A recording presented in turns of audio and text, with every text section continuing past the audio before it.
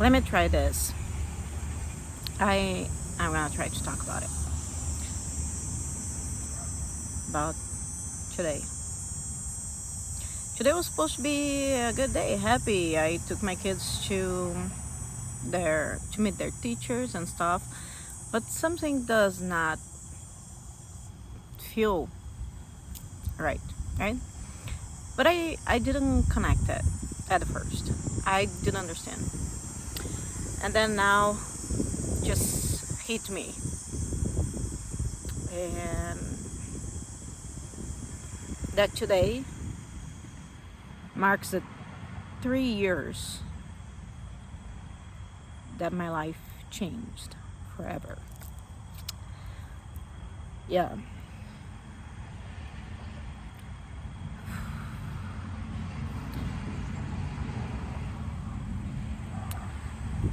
Today, 3 years ago, was a good day.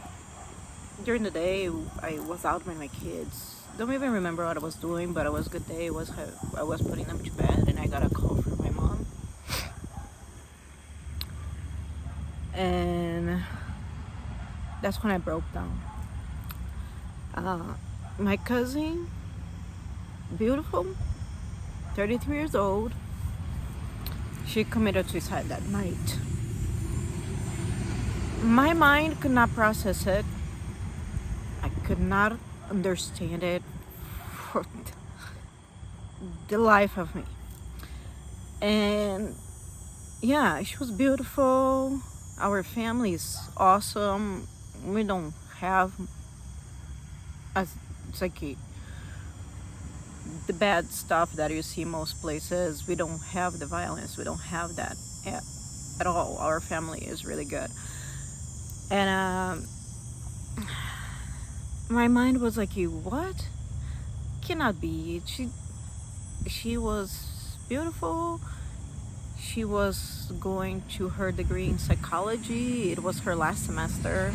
She was working in her thesis on depression. So it didn't make sense. And my mind was just like, what's going on? The only thing I knew, and I live in US, my family's in Brazil, so it was far away. I did not go to the funeral. I did not see my family. I haven't yet. I have not gone to Brazil for 3 years because I didn't think I was ready to process it. But yeah, that was the day that my spiritual awakening started developing, because that situation threw me straight to my dark night of the soul. It was hard to process. Like, my mind was just like blank. I still had my 2 kids to take care of. I was going to doctors to figure out I was sleeping too much that time.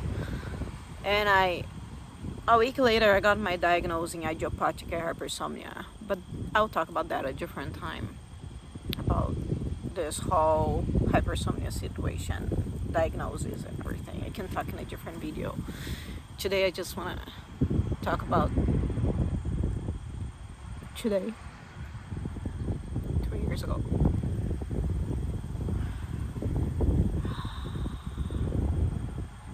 It was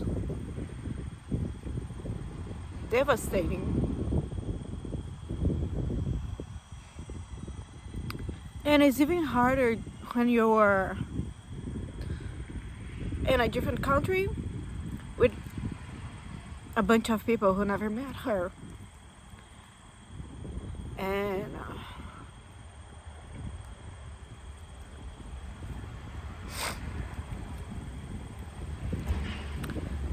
process it all alone.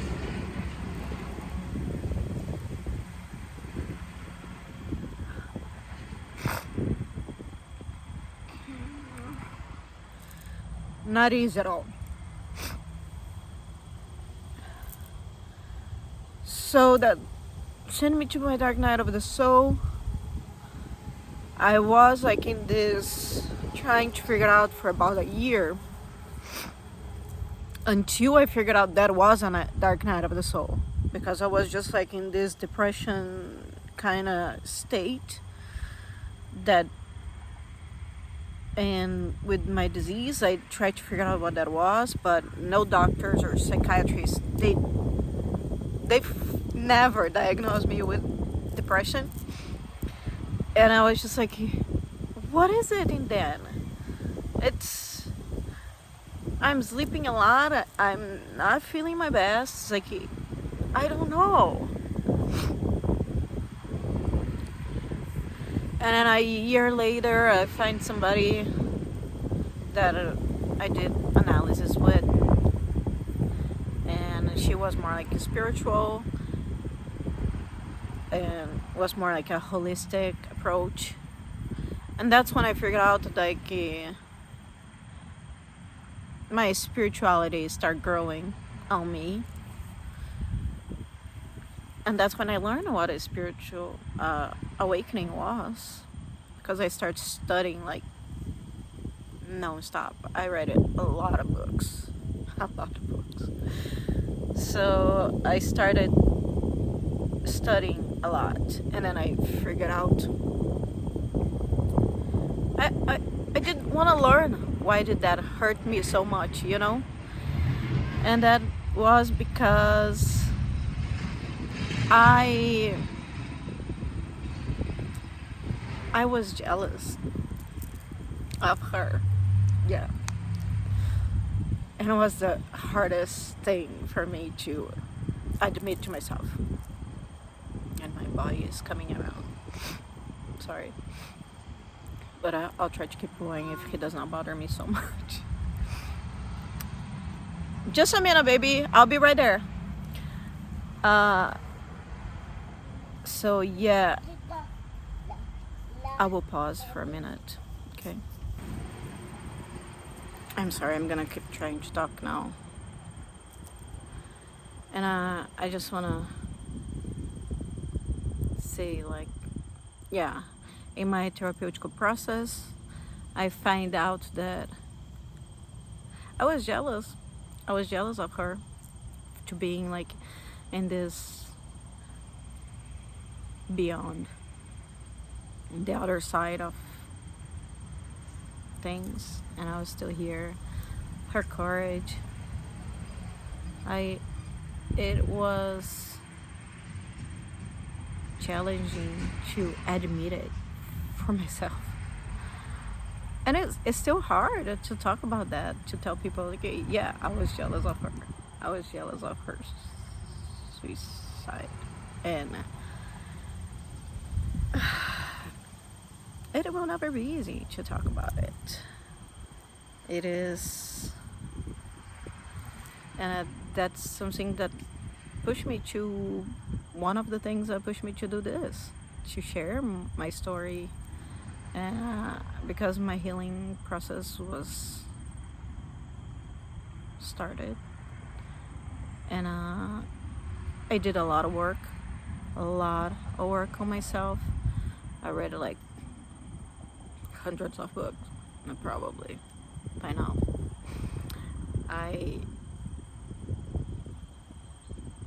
And then, like, after I start seeing the other side of, okay, I'm processing it, so I understand it better now, and that whole situation put me to start sharing the vulnerability, so people know they're not alone. Because maybe, I don't know what happened to her, why did she do what she did. She didn't leave a letter, she didn't leave anything, nobody knows whatever happened. Like, was that just a fight with a boy that make her do that? You know, I can't believe that just a fight with a boy would make like a boyfriend or whatever, we're gonna make somebody to go to there. Not her. So what was going really on with her, we don't know. We will never know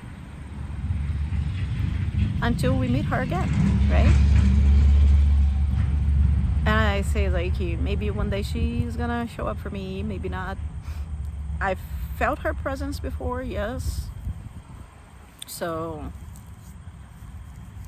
it is sometimes it's not easy. It, and I remember last night. Now that I'm talking about her, I remember last night I think I had a dream with her, but doing like kind of this spiritual work with her. So I don't know. It's just like something I needed to share today, and I'm gonna need to go because my kids are all over now, and